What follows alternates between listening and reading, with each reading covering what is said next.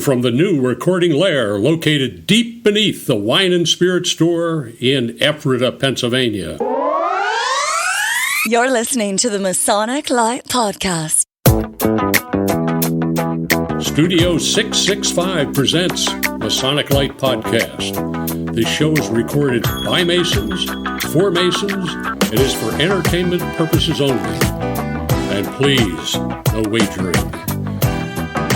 This podcast is not endorsed by any Grand Lodge, and the ridiculous ramblings of the hosts are their own. And now, here's your host.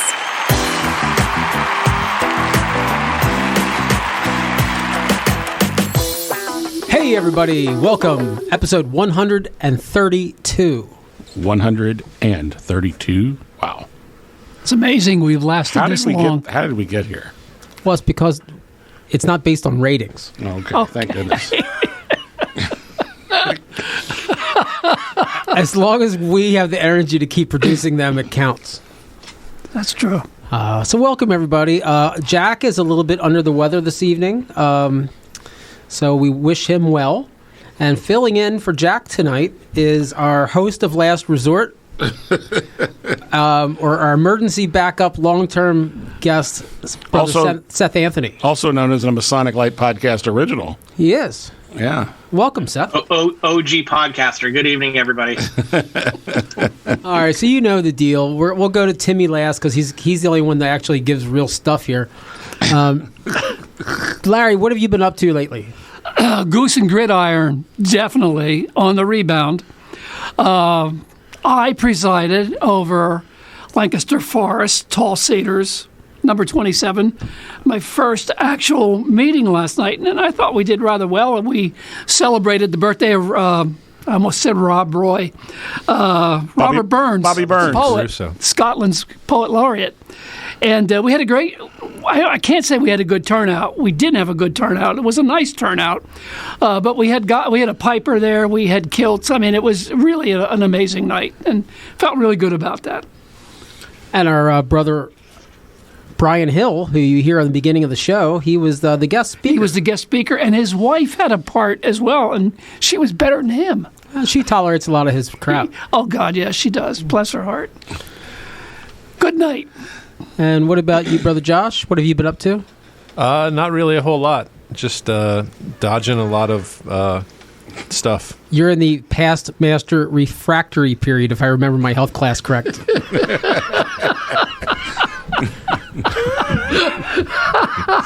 But sooner or later, you'll get up again, and you'll do something good for Freemasonry.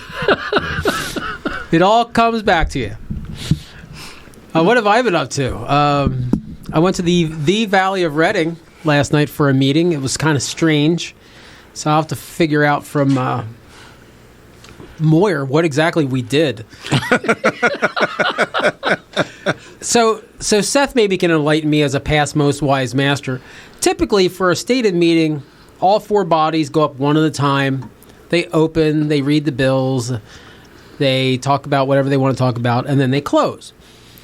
This one, maybe it was because of our active was Mr. Bateman was in town, but we started off with the Lodge of Perfection on stage, and then the head of the other three bodies on stage. And they opened up their... They didn't even really open. They just kind of opened in the fast way with the commander. Mm-hmm. Then, I don't know, they called the Sovereign Princes up. They didn't open because we were already open. They just gave the minutes again. Then they all got down. Then the next group went up. It was just weird. Is that something normal, Seth? Or Seth's on a delay? I mean, we've seen it done we've seen it done a bunch of different ways. I can't say what's normal and what's not because they've changed it so darn many times. But it sounds like you certainly had a productive meeting full of accomplishments. I was explaining it to my wife. I'm like, every time I go, they do something different. It makes it really hard to learn. And her answer was, that just seems like very un-Masonic. Isn't the kind of the idea is that you're doing it the same way? Well, I'm guessing that probably the pomp and curveball of the important circumstance person? was because Brother Bateman was present, and thus all the heads of all the bodies and all of that. So I know a lot of times, anytime there are grand officers, or in this case, the active for Pennsylvania present, there's pomp and circumstance that we don't normally have. So. All right. I'm just guessing. Totally spitballing it. So, Brother Seth, you're involved in so many things. What have you been up to lately for Freemasonry? My life is all shrine all the time, as you guys have mentioned on a previous episode. I looked ahead on my calendar and saw that I was not going to be Grand Royal Patron by the end of April. And ignorance abhors a vacuum, and there was a vacuum on my calendar, and I started saying yes to things again, as usual. So back to shrine work. We were at the mini car Christmas party, which seems a little strange in January, but it was a mini car Christmas party on last Sunday. I did a little cleaning with Pete on Saturday. Some other meetings thrown in here and there, and looking forward to some more shrine meetings this weekend. Did those mini cars have snow tires? They don't, but they have 4 for sale. So if you're looking for an opportunity to get involved, there you go. The Masonic Lite podcast go-kart unit. Go-kart unit. There we go. Man, what could go wrong with that? There you go. I've often said that Grotto's kind of the bizarro version of Shrine, or the dark version of Shrine, that they should have a Mad Max car unit. Oh, definitely. Where you just strap Abe Schaffner to the front and drive through a parade. I can think of some other nominees. Honestly, my suggestion for a Grotto unit is it won't cost anybody any money. Anybody that has a riding lawnmower. Oh, yes, the lawnmower unit. It just be lawnmowers. Yes. And if you can't afford one, maybe you have to walk behind with a pushing mower. I don't know. There you go. Well, I would love to do that, except I would need somebody to haul the mower to wherever we're going. I would do that in a heartbeat. So, Timmy, get out your calendar. What have you been up to? So, actually, I did a quick scan, and since our last episode, really, my Masonic activities fall into just a couple of buckets. Continuing to help secretaries and treasurers make sense of Grandview. It's actually going quite well for what we can do. Still some gaps that Grand Lodge needs to help us get online. But outside of that, great job by secretaries and treasurers across the state buying in. The second bucket is really Grotto. Went to the Grotto meeting last Sunday. It was Brother Jay Lazer's first meeting as monarch. Had a great meal at John Wright's restaurant. Had some wonderful chocolates provided by Chocolates by Stephanie, or Intermezzo by Stephanie. There we go. Intermezzo by Stephanie. Intermezzo by Stephanie. Oh, that worked out. Yeah, well, kind of.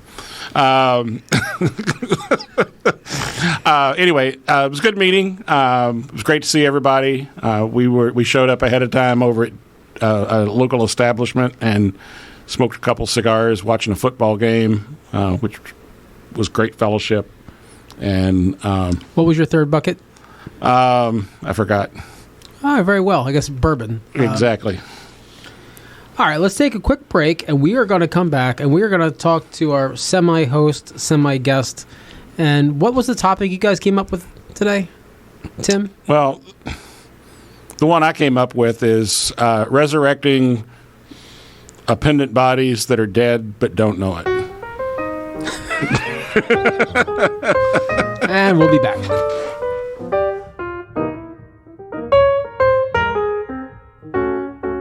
Why choose George J. Grove & Sons for your next home improvement project? At George J. Grove & Sons, we've built our reputation on quality and trust for more than 50 years. From planning to materials to installation, George J. Grove promises a home improvement experience second to none. Whether your goal is reducing energy costs, decreasing maintenance, updating curb appeal, or simply increasing the value of your home, the George J. Grove team will recommend and provide solutions that stand the test of time. Call 717-393-0859 for an estimate, or visit us at georgejgrove.com.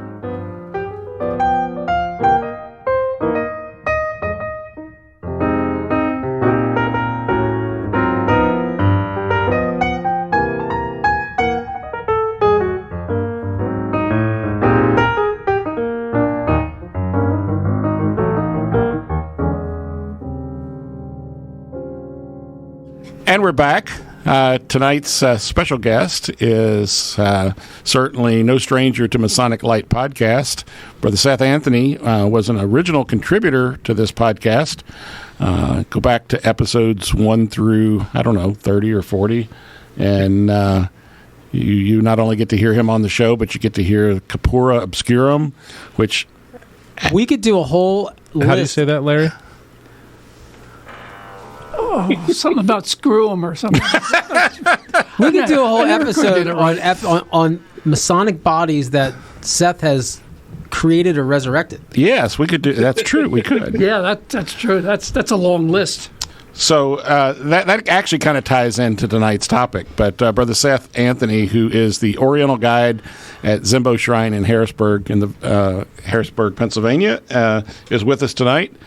And as we indicated, we're here to talk about Masonic bodies that struggle. And Seth is one who has done a great job of jumping in and helping breathe life back into them, or in some cases, witness a letter I saw today, helps to drive a stake through their heart so they go away. So welcome back, Seth. Good evening again, everybody. I appreciate the opportunity to talk, and I have indeed been involved in the starting of several bodies and the death of several bodies, so I can speak from both sides of the fraternal grave. Get the FBI. So talk to us a little bit about some of your experiences with various bodies, and then I want to get specifically into kind of your assessment of your latest endeavor. Yeah, so there are so many fraternal organizations floating around out there, and Pete, and you guys talk about a lot of these on the show, and some of them have a great mission and a great purpose and still have a place in the world today. Some of them, frankly, do not, and they're struggling to figure out what their place is and how to survive. And there's been some folks who've been really dedicated to those organizations and hate to see them go. But in some cases, they've run their course and they need to go. And in other cases, they still got something really valuable to bring to the community. They just need some vision and some leadership. The real trick is figuring out what's worth your time and what's not. And I think we've all been in that boat where we invested some time and effort into something that we thought was worthwhile and it turned out not to be, and wished we had invested some time in things that really could have been worthwhile, and we just didn't have the foresight or thought to do it at that point. So it's kind of like playing in the fraternal stock market. What's worth your time and investment today? So as you've worked with all of these organizations, share with us some of the things that as you look at those organizations give you at least reason to think, oh, this might be worth jumping into and helping them out if I can. Sounding like Pete, I'll be a little mercenary. Do they have money? Step one. That helps. If they don't, seriously, if they don't have some kind of funding or dollars behind them or an ability to sustain themselves, that's really kind of the first thing I look at and say, is there something viable here, or is that ship sailed? And what's the financial situation in that outlook? I have seen too many lodges, too many Royal Arch chapters, and too many of those bodies that are, their whole operating budget is $3,000 a year, and they're charging, $6 a year for dues and paying $700 a year in rent, and they don't understand why they're not viable. Just that really basic stuff of having those financial controls in place, I think is step one. And then step two is looking around at the leadership that's there. Is there still some leadership within the organization that can kind of teach you the way if you're new to it, or be supportive of new guys coming in and teach them the way? And I'm immediately thinking of the folks up at Azim, who had some great older past monarchs that were still involved and had kept things going, but were really happy to hand things over to new guys and guide them and give them the leeway. So, is that situation in place is the next step. And lastly, let's be honest, is there a need for whatever the organization is offering in the area that it's in? There are some places where it makes sense to keep some of those organizations alive and well, and some places where it doesn't. My commandery was a great example in that it had served the western part of Lancaster County for a number of years, and then these amazing things called roads were built, and there was not really a need to have two commanderies serving one county and sitting 15 miles apart. So it was time for those two organizations to come together and combine forces and efforts because there was no longer a river and a mountain in between that needed to divide folks. So it's really taking that full assessment of what's there as the organization and how can it be successful, and deciding, again, if it's worth your time and investment. So you bring up some points that really could be brought up with many of our own organizations. When you look around, there are more small bodies than you can shake a stick at. And, you've got, in some cases, multiple Blue Lodges within the surrounds of a county, or multiple chapters within a whatever area, and a real reluctance, unless forced to do so in most cases, of trying to have that conversation that you talked about, do we really need 2 or 5 or however many of these in a given area, given the fact that we all have automobiles now and there are roads. And in most places, there's even snowplows that, when weather gets inclement, can clean the roads for us. I've heard many times folks say, if you close, you have the 2 Royal Arch chapters that have 10 guys coming out, you merge them. Well, you're going to have 1 Royal Arch chapter with only 10 guys coming out. And I guess the question in my mind is, if the challenge is that you've merged these groups and the same number of guys are coming out, then is it really that one was stronger than the other, or is there just a weak program at both and they're not really appealing to anybody? So blaming mergers on poor attendance and engagement, a merger doesn't fix, or a consolidation doesn't fix a boring program. It doesn't make members engage more. It just brings together the resources. If you're going to undertake an event like that, like you've just done with Millersville and Lamberton Lodges, it's not just about merging efforts and membership. You've got to come out of that with a solid program and a way forward. Elsewise, you're going to be exactly right back where you were. Well, I know one of the things that we did in the formation, say, of like Ubar Grotto, which was, I think one of the, I was not a charter brother, I was the next group in, but the decision that we do not want to own property. And I see that other same thing here too with being scribe for Tall Cedars. We have about 170 men in Tall Cedars, but it's so much easier to function without that albatross of a building. At some point, if we have too few people coming out and it's just more work than it's worth it, but we're not starting off negative. Like, as long as the people pay their dues, we have more money coming in than going out. Right. Same with with Grotto, but these places trying to maintain a building is just swimming with a rock on your leg. I'll use my Oddfellows Lodge as a great example of this, and I've certainly put in a lot of time and effort there. There's the old joke about a bowling team that is really a drinking team with a bowling problem. Our little Oddfellows Lodge is really a rental agency that happens to support a lodge. We've got a great building that's got 6 apartments in it that's completely rentable and completely functional, but 75% of our meetings are taken up dealing with building issues. What tenants haven't paid their rent, what maintenance needs to be handled on the building, and it leaves very little energy and time for us to do the kind of fraternal thing that we're supposed to do. And I think you see that with a lot of these organizations where the building or whatever piece of property or whatever major investments they have take up so much of the energy and time of the leadership that it becomes really hard to be excited and engaging on other topics because you spend your energy dealing with the big albatross, as you say, Pete. And I guess we'll mention, 3 of us here, it's just 3 of us, I believe, are members of Zembo Shrine. And I was an inactive kind of dues payer member for years. But what can you share with us about the process of finally making the decision of keeping the building? So a little bit of backstory for everybody who's listening in and doesn't follow Central Pennsylvania news or politics, but I think this is applicable and worthwhile for folks to hear. So the building that Zembo Shrine sits in was built in the late 1920s. It cost $1 million to build back then. Wow. It's a quite frankly an amazing structure that's built in a Moroccan style. It's one of the I would say few, there's probably more than a few, but not many remaining shrines that's in that still meets in one of those 1930s Middle Eastern inspired buildings. But like any building that's now approaching 100 years old, there's 100-year-old building problems. There's pipes, there's fixtures, there's internal things. It was not air conditioned when it was built.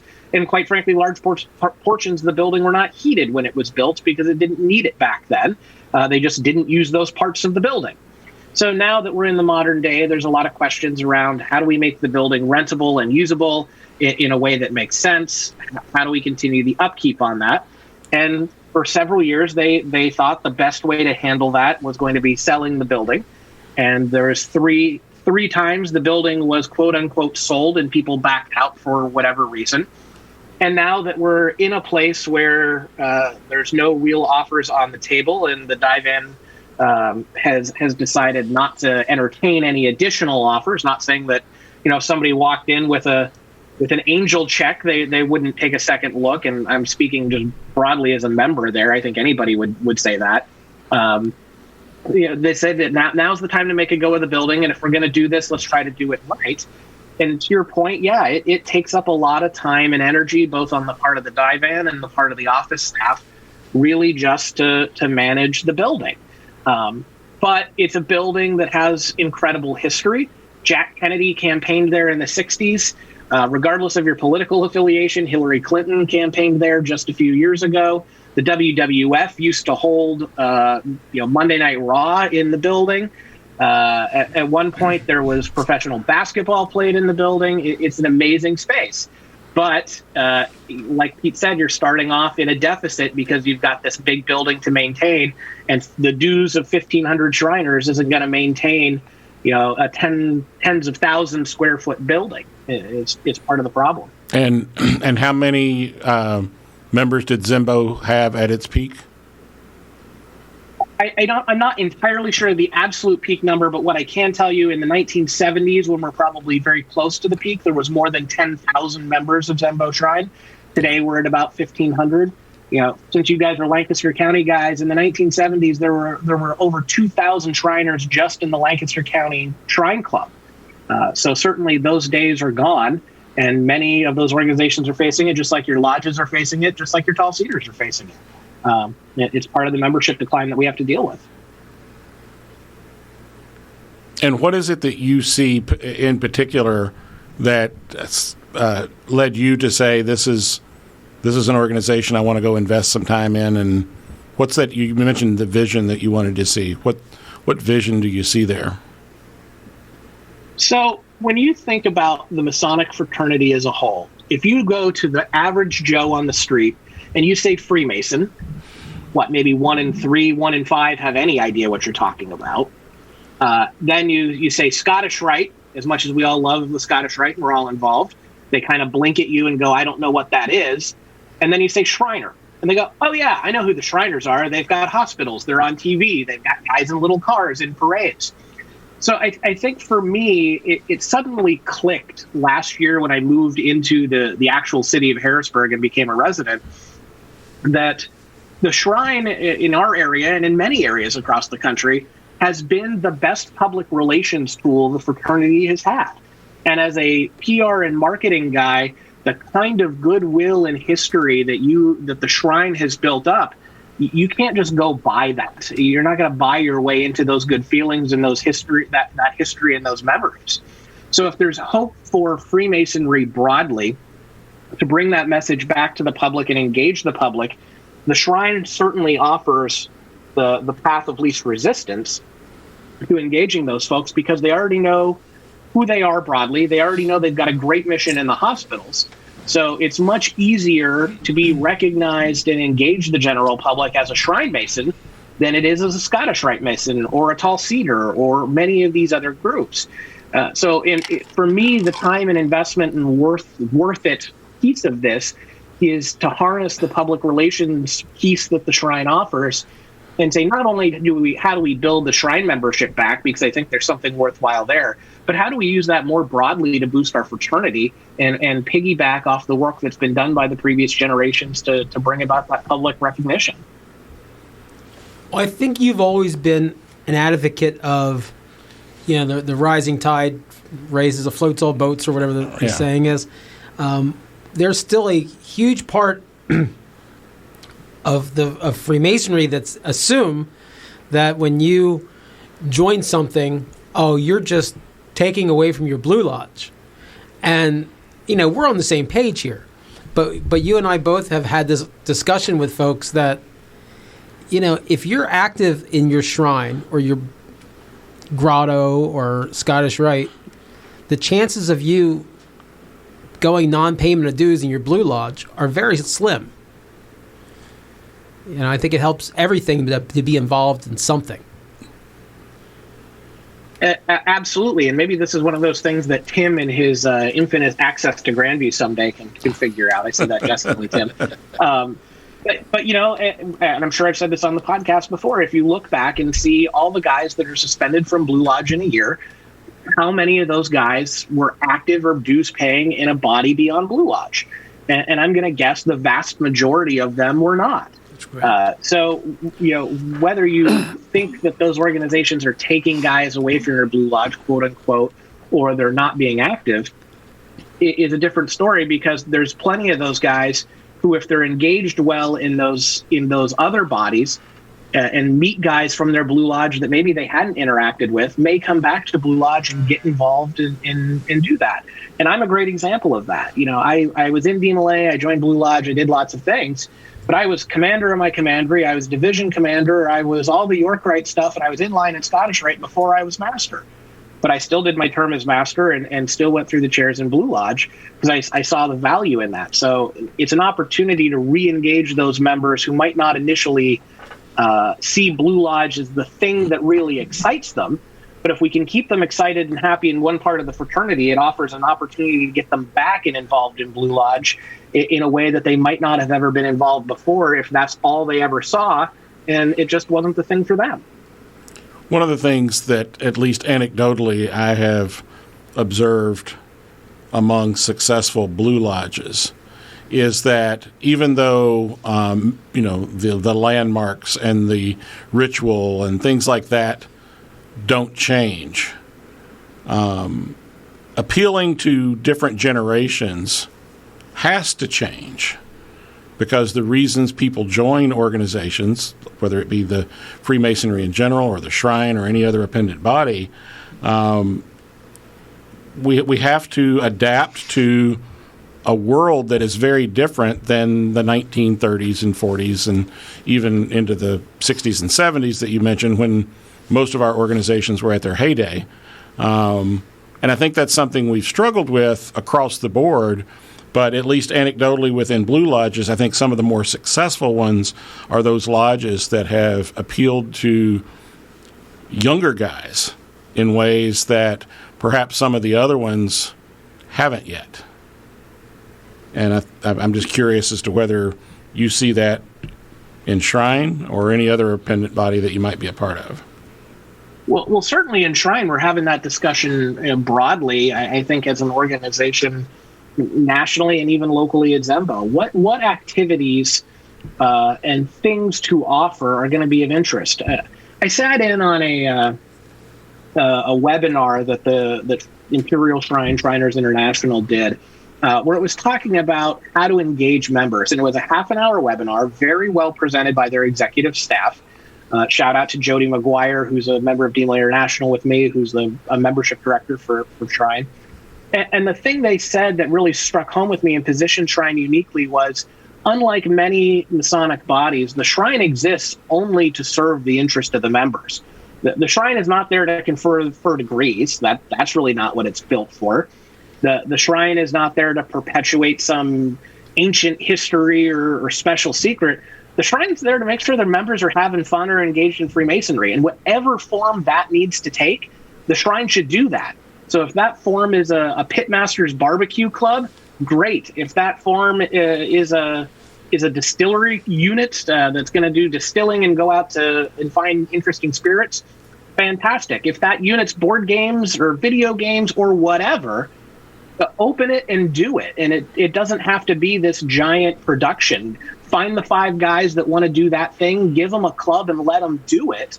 And that's how you start to rebuild and re-engage your members. It doesn't have to be this onerous process of bylaws and making them efficient. And I certainly, Tim, I know you're going through that with actually creating bylaws for a club now. And this is really just us learning our way through this process again, because we haven't done it in so long. But the really successful shrines right now are the ones who are very nimble in responding to whatever the interests of their members are. And that comes back to sort of the topic that at hand of there are units that are going to die and clubs that are going to die. There's organizations within the shrine that there's just not interest in anymore. Oriental bands aren't as popular as what they used to be. Not saying they aren't out there, but they're just not as popular, and perhaps their time. The term is Asian American, dude. Okay. Please.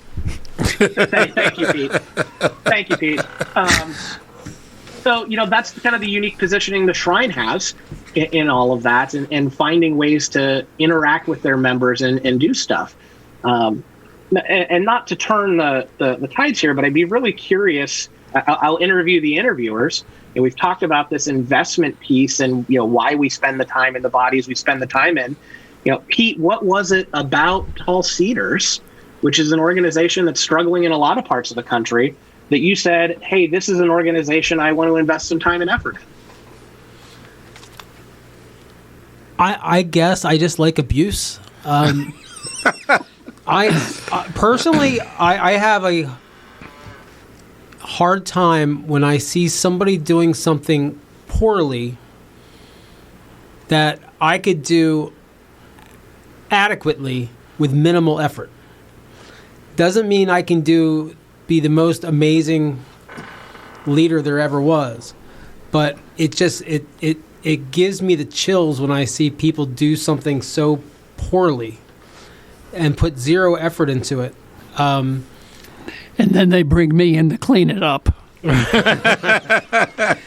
But the Cedars, well, let's go, like, the charity is direct. The money goes directly to the charity, does not pass go. There's not like a lot of layers of red tape there with some charities.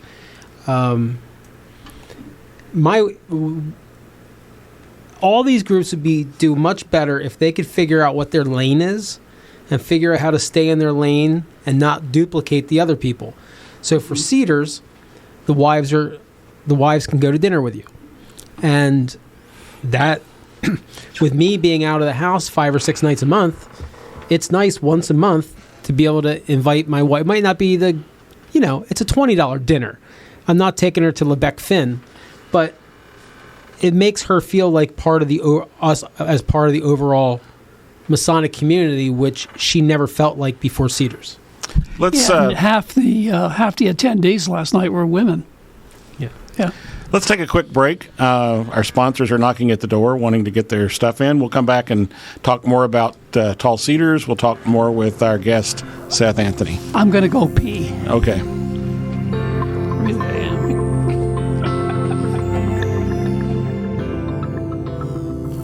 As far back as the mid-1800s, records exist describing the pre-meeting tradition of brethren smoking cigars during and after gatherings. To this day, the practice of smoking cigars remains very much alive in many lodges. This custom is considered a time for brethren to relax, exchange ideas, and enjoy the simplicity and fellowship that is the very essence of our brotherhood. This is what Hiram Solomon Cigars is all about. Our starting principles are to bring Masonic brethren together in the harmony of a good cigar. Pull up a chair, sit back, light up any of our premium cigars, and enjoy the history. Hiram Solomon Cigars can be found at fine cigar retailers. For a complete list, visit HiramSolomonCigars.com or check them out on social media to find out when they'll be at a live event near you. Hiram Solomon Cigars is pleased to be the official cigar of the Masonic Lite podcast.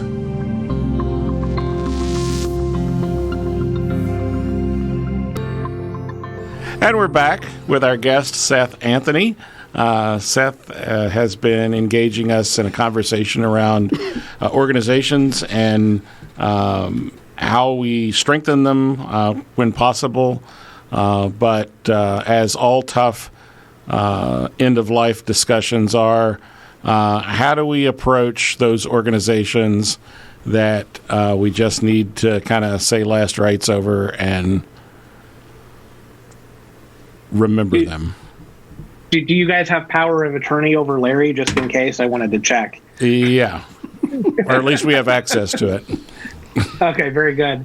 Now, as I was sharing kind of on the break with folks, at some point you have to individually determine as a Mason, as a member of these groups, how much time and energy and money you're willing to invest and what kind of return you expect out of that investment. And that's kind of a business decision in a way. But it's the question you have to ask yourself, because at some point you can't just keep dumping money into an organization, your own hard-earned money, and your time and energy, and not feel like you're getting anything out of it. And I shared, I had a conversation with a grand secretary in a fraternal body I'm involved with, and they were hoping and kind of indicating they'd like me to do some more. And I was very honest with them and said, I don't see that return on investment. If I'm going to put more time and energy and money into this, I don't see that the organization is set up for success from the top down.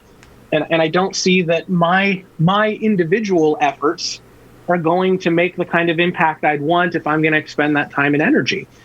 And that's a hard conversation to have with somebody who's a grand secretary who loves the organization they're working with. Because they've put so much time and energy, and then you get into the idea of a sunk cost where they go, well, I've put in a decade of my life. I can't just walk away from this now. I don't blame them for that. But it's hard to get me to say, okay, I'm willing to give it a decade after seeing the results you've gotten over the last decade of putting in that kind of time and energy. And that's part of the conversation you have to have as a body is, failing or having trouble, is understanding and asking yourself, where's the break point? Where do we have to have that conversation and say, how do we end this? And this is where I'm curious as to Josh and Larry's thoughts on, how did that conversation come about with your lodge that recently had to merge? And how did you approach that? I know it wasn't just a once and done, hey, it's Thursday night, nobody's on the sidelines, time to merge. It's a process. So how did you come to that? Well, it was a long process. It started literally, actually, about 2.5 years ago with talk about it. And that led to a lot of serious acrimony from certain bodies within the center that we were located at. And so it kind of stopped. But I think we as a lodge, and I think Josh can confirm this as his 2 years being worshipful master, we're seeing a lot of, I'm watching the finger singles here. We're seeing a lot of things happening that weren't good for the success of a continuation of a lodge. And I think at the same time, the Millersville Charles Howe Lodge was saying the same thing. I think they mentioned that they thought they wouldn't be able to survive for another year. And everybody got their heads together and started seriously talking about it. But I think both lodges were in a downward spiral. Both lodges had some significant investments, which were monetarily, we were sound. But we were losing it from the leadership aspect and from the being able to man chairs aspect. And that was very disconcerting for a lot of people.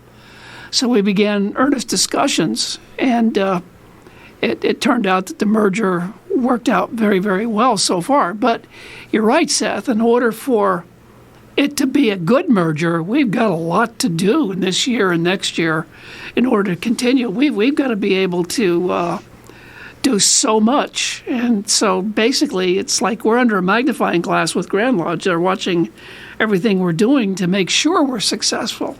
And there's a lot we have to do. So it's not an easy road. It really is not. I think we were fortunate in the fact that we had two blue lodges that really liked each other, worked well together previously, And the merger was really sort of fantastic. It was great to work with everybody, and that helped make it easy. It was a model merger. So I don't know if I've answered your question or not, but Josh. Yeah, I was going to say I'd be curious, Josh, as an incoming merciful master who not only is being faced with COVID and edicts that we have to close, and the history that you both lived and observed within that lodge prior to all of this, I'd be curious as to your thoughts. So, like Larry said, the whole merger thing was kind of a discussion that was going on, like, in the sidelines, not really an official thing, between different people for several years. I mean, it's probably at least 3 or 4 years that I know of that people have actually been, talking about it. And, I think a lot of that comes from, the recognition that, both of our lodges had issues, and there was like a core group of people that were kind of all doing the work and working together and enjoying working together, that we kind of realized that, there was an opportunity with us merging with Charles M. Howe. And I think a lot of the things that Lamberton had as issues, I think with the merger and us being in Millersville, I think some of those barriers to things that we kind of wanted to do, I think, are going to be gone. So. Yeah, and to be honest, I don't want to ruffle anybody's feathers. We were part of a Masonic Center system that, and today when you look at it, I want to choose the right word so I don't offend too many people. I already have anyway, so it doesn't matter.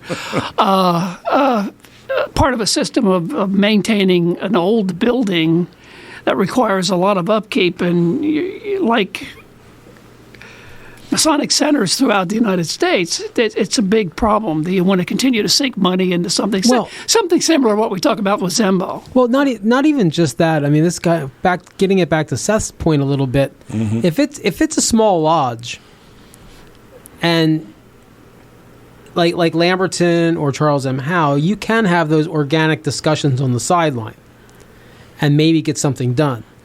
But if you're not seeing the value, let's say, in Scottish Rite, or you're not seeing the value in Shrine, and you're just this member, and you see this big world, this big machine ahead of you that you can't turn around, and that's kind of what we felt like with the center, was there is just too many balls in the air for us to go in here and affect change. So a lot of these people, just their answer is paying dues and not coming out, and then eventually not paying dues and not coming out. On some rare occasions in these smaller groups, maybe you can get a motivated group of officers that want to come in and make some hard decisions and try and change things. But it's so much easier just to flow with the current, and it's hard unless the people upstream, like your grand secretary of that other organization, is helping give you directions of which way this current needs to flow. And if they're not giving you the direction and just hoping for you to do better, it's a Sisyphean task. There you go. Ooh, yeah, I like that's a big word for Pete. That's a big word. I think the key thing here that 3 or 4 year process that they talked about is something that occurs that maybe people don't even realize is occurring. Is that's a 3 or 4 year mourning process, right? So everybody kind of has to come to grips with the idea, like, my lodge isn't going to exist anymore. And for somebody who's been initiated and a member of that lodge for 40 years, the idea of this thing that they've always known not existing is really hard. And you have to have that kind of mourning period in time for people to process and then become invested in the new thing. It's not just a matter of saying, we're going to take away your old toy. We took away your old teddy bear, and here's your new one. you have to give folks the time to process and come to terms with that. So the death of these bodies often gets strung out, quite honestly, because we have to give people the time to mourn and come to grips with things. And I think that's where we see so many of these little bodies that continue to struggle along because there's people still mourning it and they don't see the way forward. I also think we were unique in the fact that, and working on the merger committee myself, I just thought there'd be a lot more resistance to the merger, but I came to find out at every meeting that there was not. And in most cases, every time we had votes, it was near unanimous. Only on one occasion did we have one person vote against it. There was one no in 2 lodges. Yeah, exactly. And I mean, it was incredible. And the amount of past masters who showed up for some of those meetings, I mean, as chairman of that committee, I just felt, oh, God, we're going to get it. Something's going to happen. And it never happened because it came to pass that the past masters were all for it. It was an eye-opening experience in that respect. One of the things I think you guys have an opportunity for, and Seth, you may want to speak to this, when you're trying to come into an organization that has struggled, or in the situation of a lodge merger, a chance to kind of write a new story. Strategic planning really can play a critical role, and making sure that the people that exist beyond the current, whoever the head of the body is bought in, so that you're not constantly changing year after year or every 2 years or whatever the case may be. Seth, can you talk a little bit about any strategic planning that you've actually either engaged in or seen organizations engage in? Yeah, so I think I immediately think back to when we started Grotto. So, we're talking about the death of organizations, and I'm sort of thinking back to the beginnings of writing that new story, like you said.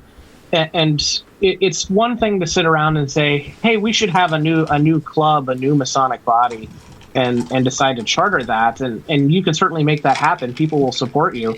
But if there's no vision for that or no strategic plan, to Tim's point, at some point that initial excitement and fire of I've got a new thing, a new shiny toy to play with is going to wear off.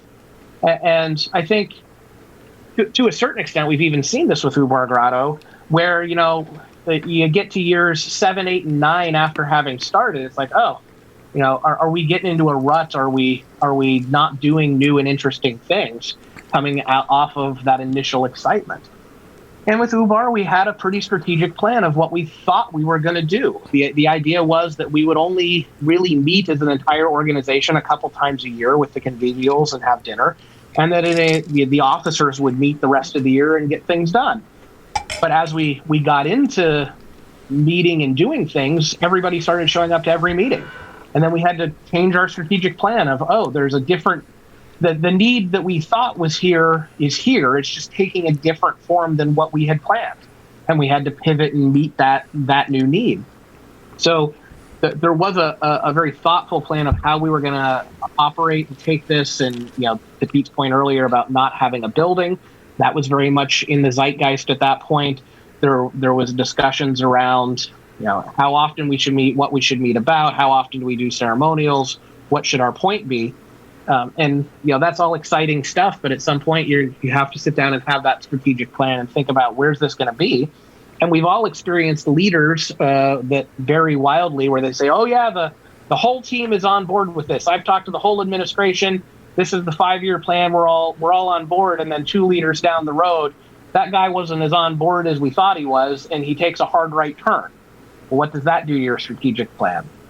So it's having those frank discussions, at the beginning and at the end, to say, here's the strategy of where we see us going, whether it's continuing, whether it's a new strategic plan, whether it's merging. You have to have those conversations. I think you went back to a very critical point when you talked about the organization adapted and moved to where you saw the membership desire moving to. When people started just showing up to Grotto, And it was like, oh, wait, they want to get together more often than quarterly or semi-annually. They really want to get together regularly here and have some fun. And I think had you not done that, I think it might have fallen on its face. Well, it could have. Yeah, you could have accidentally put the brakes on it. Right. Yeah, it's meeting that need for the membership, and what we set out to do is what we did. It just didn't take the form that we had initially thought it would take, and I think that's where some of these bodies struggle. Is the idea of what they set out to do is so locked into the routine in which they do it that it's really hard to envision how do we accomplish the mission, but with a different set of tactics to roll into that. And that's not a criticism of any body in particular. I see it happening in community organizations out there, much beyond the fraternity. Of, well, this is the way. God forbid, this is the way we've always done stuff, so it has to be done this way. That's not a fraternal problem. That's an everybody problem. Well, being an organization that's only 10 years old, we're not mired down in as much dogma and as much tradition. And like with our Ubar Grotto, what I've seen is we have somehow, to maintain a good year, you have to watch this sweet spot of what to do and what not to do. Because I've seen a couple monarchs dial it way back and barely do anything, and the membership hate that. And then I've also seen the guys in charge try to add more things, like Jay Laser this year. Bless his heart, he's been planning this for a long time. He has all these activities. You're going to have a hard time. These guys, all they really want to do in Ubar is get off the couch one day a month for a couple hours and they eat and drink with their friends. Yep.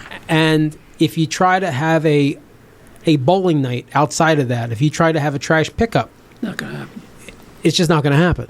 Now, I'm not saying that that's not going to change someday, but you really got to be able to read the room.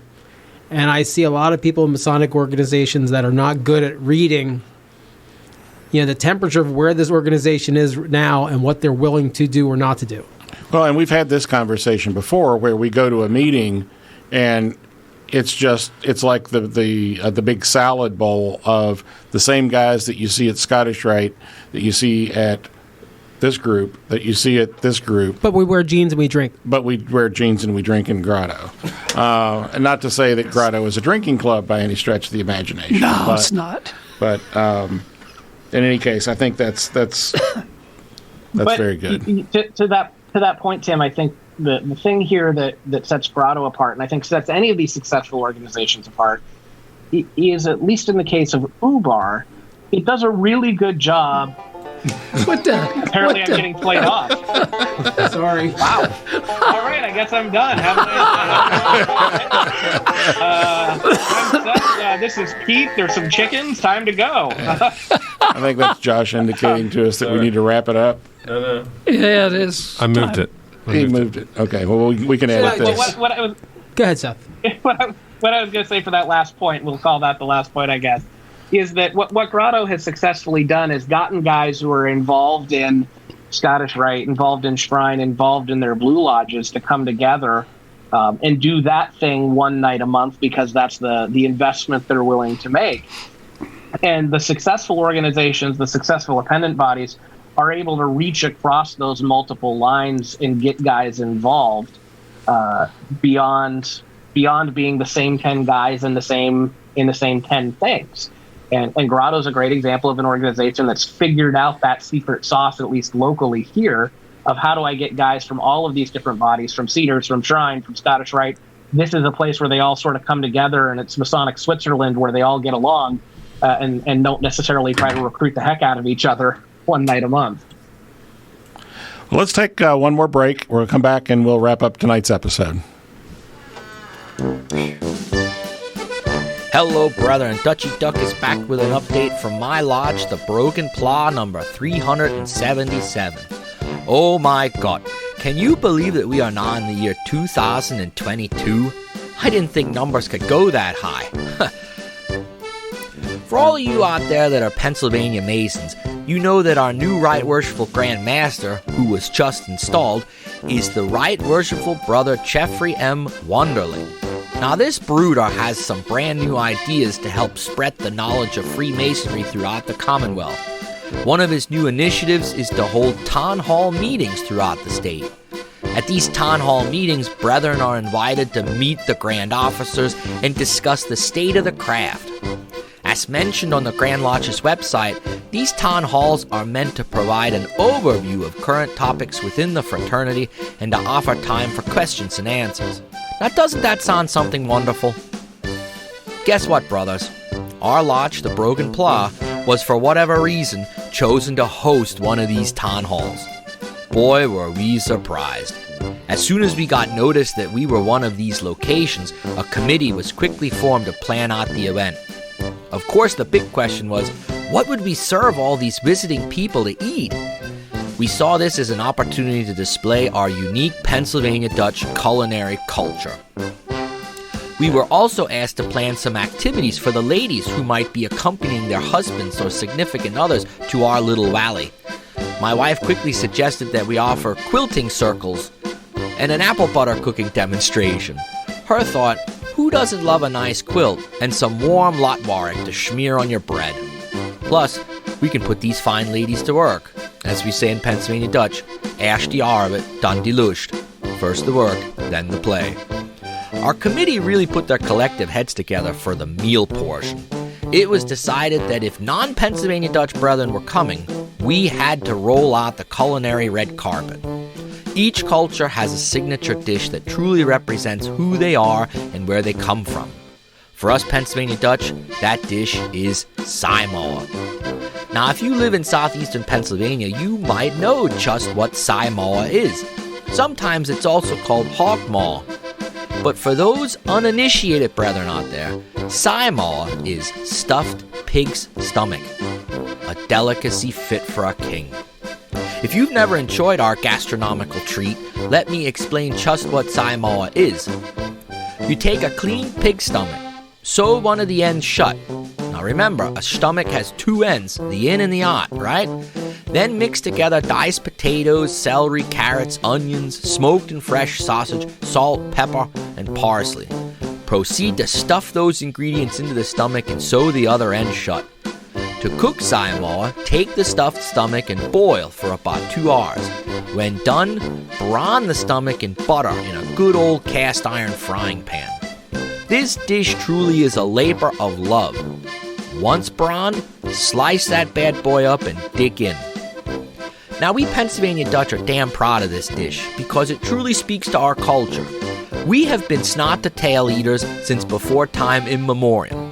No part of any animal should ever go to waste. And on top of all that, it is just as we say, erg appetitlich. Very delicious. According to Grand Lodge, people did not have to RSVP for the town hall, so we truly had no idea how many stomachs to prepare. We estimated high and decided to make 15. Finally, the day of the town hall came. All morning, our brethren cut, diced, chopped, sewed, and stuffed those swine innards. Our social hall kitchen smelled like heaven.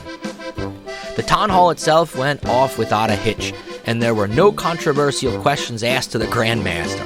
He closed the meeting and invited all in attendance to retire and to enjoy good food and fellowship. Now was our time to shine. We quickly put the stomachs on display and started to carve them up. As brethren formed a line, many looked on with bewilderment. Some asked, what in the world were we serving? I proudly exclaimed, Samoa, stuffed pig stomach. Some men immediately got out of the line and left. Others who were more curious came and took a closer look. One brother looked, sniffed, and started to gag. Your Broken Plough brothers could not understand why people were reacting this way. The Grand Master, who is from the other side of the Susquehanna, also politely nodded no and went right for the shoe-fly pie. At the end of the day, only 5 brave souls ate our delicious pig stomachs. I guess in the end it all worked out. Each Broken Plough member was able to take a stomach home for his family. Talk about a good takeout order. The Grand Master thanked us for hosting and quietly said in my ear as he was leaving, "Next time, serve something normal." I thought to myself, normal? That's what I thought we did tonight. Yeah, well, so Gates. Till next time, work hard, stay plumb, and out in the lights when you leave the room.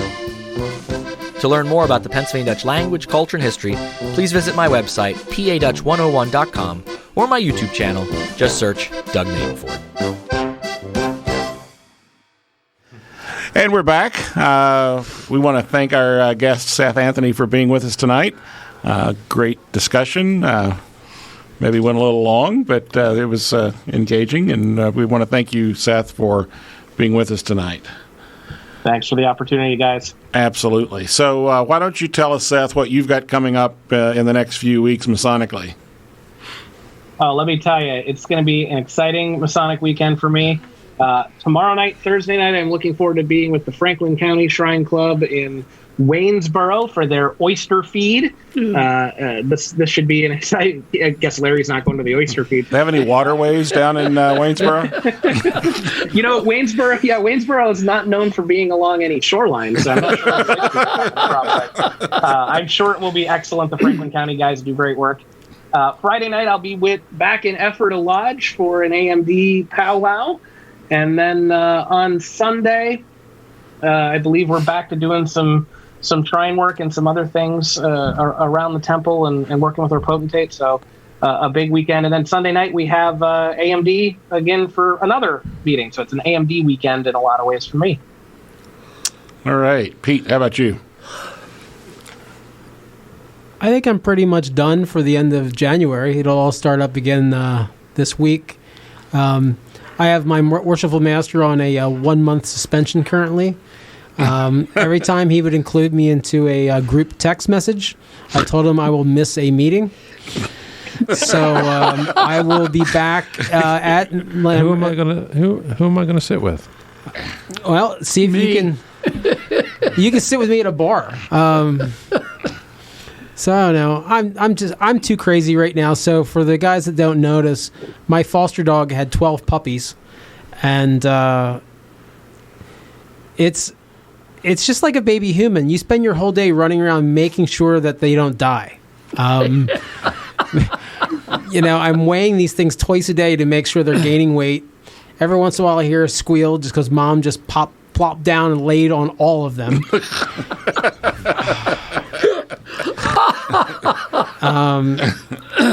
She jumped the fence earlier today to attack my male Doberman just because she's a raging hormonal machine. I was going to say, isn't that how she got in this mess to begin with? Well, yeah. he's unleaded. So, okay.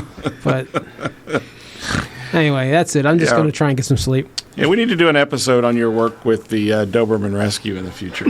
Absolutely. Yeah. Josh, how about you? Not really too much. I guess we got Millersville Lodge number 476 stated meeting coming up. I guess we're going to be doing some degrees after the stated. And yes, we are. Although I'm giving notice, I will not stay for those. I'm leaving after the meeting. I may or may not be leaving as well. Oh, come on. Anyway, I think that's about it. Honestly. Goose and Gridiron here in stated meeting. That's pretty much it for me for the rest of the couple weeks. So I understand you guys are having an incredible presenter at your upcoming stated meeting. Oh, yes, we are. Some guy from the other side of the river or whatever. Tim Deadman's coming to our stated meeting. He's our featured guest speaker. I want to be rich. Exactly. And guess what he's going to talk about? Oh, imagine. Whoa. Yeah, well, about the only thing I talk about anymore. No, I will be looking forward to joining with Millersville Lodge at their stated meeting in February to talk about Grandview and the members' access to this. Yes. And actually, Tim, there are people that are really looking forward to you being there. Well, it's interesting because my lodge is always the guinea pig whenever I do something like this. So I did it with them last month, and actually had a lot of guys who not only came up afterwards and were very well pleased, but also have followed up and got online and gotten signed in and are updating their profiles and updating their own stuff. So look forward to being with you guys. I know at dinner last month, we had people from Millersville Lodge there. You can pay your dues online? When did that happen? 2 years ago. The good news is every Pennsylvania Mason will be able to pay their dues online. Yeah, exactly. That's going to be awesome. Eureka West Shore Lodge, number 302 in Mechanicsburg, will be having their stated meeting on the 7th of this month. Brother Bill Britton will be coming to talk about the Academy of Masonic Knowledge and the Lodge of Research. Looking forward to that presentation. And then late in that second week, at least a couple of us are going to be down at Masonic Week in Alexandria at the Hyatt Regency at Crystal City. So if you are going to be at that event, make sure you look us up. We are probably going to have a table down in the main area. Last year, Pete and I went and had a great time, so looking forward to seeing everybody down at that. So, with that, Larry, you ready to take us home? Yeah, absolutely. All right, Josh, get some chickens rounded up here. Special thanks to Fraternal Lodge 665 for making this broadcast studio possible. Notice how good my voice is with that iced tea? Yes. Oh, my God. This is with a lot of lemon in there. Yeah. Thanks to Josh Lamberton, our producer and director, who continues to make the show listenable. Thanks to Jack Harley, our news director. He's not here tonight. No. Is he going to have a news spot? Walter may call in. Oh, God. Shit. Tim Dedman, our marketing director. Masonic Lite podcast contributors Michelle Snyder, Michelle Snyder and Doug Maddenford. And I just want to leave you with one final thought. Truth hurts. Truth hurts, okay?